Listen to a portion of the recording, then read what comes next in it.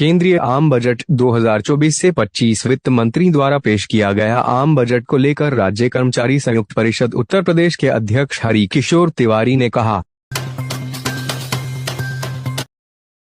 जैसा कि आज केंद्रीय बजट आम बजट जो आया है वित्त मंत्री द्वारा पारित किया गया है, पेश किया गया है, किस नज़र से कर्मचारी संगठन देख रहा है इसको?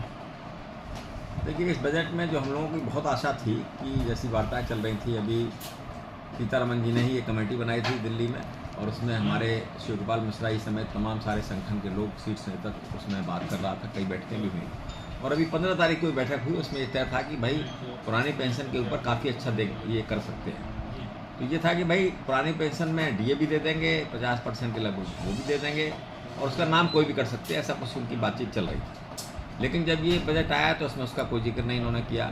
मैं समझता हूँ कि उसको खुद से स्वीकार नहीं किया इन्होंने। और इसी तरह से आप देखिए कि 8वां वेतन आयोग पे बहुत ज़्यादा हम लोगों की नज़र लगी हुई थी कि 8वां वेतन आयोग आज का नहीं है, वो जब से सरकारें बनी हैं तब से चला आ रहा है कि 10 साल के बाद, हर 10 साल के बाद उसका रिव्यू करेंगे हम। लेकिन उसको भी इसमें खत्ते खाने में डाल दिया गया। तो ये दोनों चीज़ें आनी चाहिए थी जो यहाँ नहीं दिखाई पड़ी।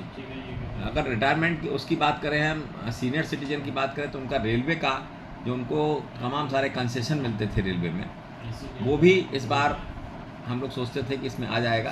इन्होंने नहीं देने का मन बनाया और अब भी उन्होंने वही मन बनाया कि हम उनको नहीं देंगे। ये सब इसमें रहा नुकसानदायक बजट। ये तमाम सारा हम लोगों को इस सेंस में रहा। हालांकि एक दो जगह इन्होंने करने का प्रयास किया, जैसे इनकम टैक्स स्लैब हम लोग बढ़ाने की बात करते थे, उसमें इन्होंने 6 लाख की जगह अब 7 लाख कर दिया है। 5% जो उसमें लगता था वहाँ की लिमिट उन्होंने कर दी, 1 लाख बढ़ा दी है। और जो 50,000 हमारा था उसको डिडक्शन जो था उसको इन्होंने 75,000 कर दिया।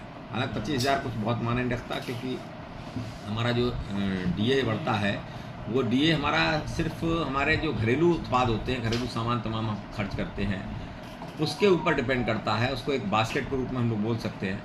और उसको 25,000 10 साल बाद अगर ये बढ़ा रहे हैं तो वो भी कोई मायने नहीं रखता। लेकिन जो उनकी समझ में आया वो उन्होंने किया। तो हम समझते हैं कि उन्होंने इस पर बहुत ज़्यादा ध्यान कर्मचारी समाज, शिक्षक समाज के ऊपर बहुत ज़्यादा ध्यान नहीं दिया है और हम लोगों को तो बहुत कुछ इसमें नहीं मिला।